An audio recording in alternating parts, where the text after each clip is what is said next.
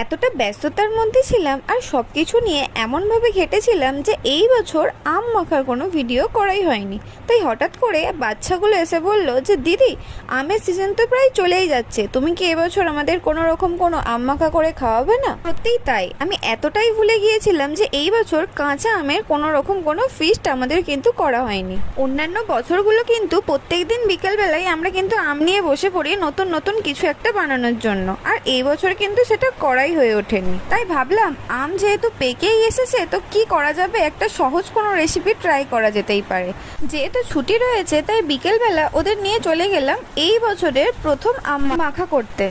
এখন এতটাই ব্যস্ততার মধ্যে থাকি যে ইচ্ছা থাকলেও কোনো উপায় হয়ে ওঠে না।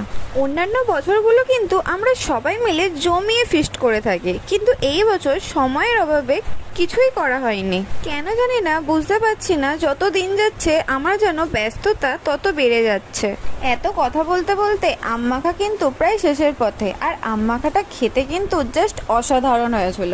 যেহেতু এই বছর এই প্রথম খাচ্ছি তাই টেস্টটা কিন্তু একটু অন্যরকমই লাগছিল। আমরা কিন্তু এই ধরনের অনেক কিছু ফিস্ট করে থাকি, বাট সব কিছুই তো ভিডিওর মাধ্যমে শেয়ার করা হয় না।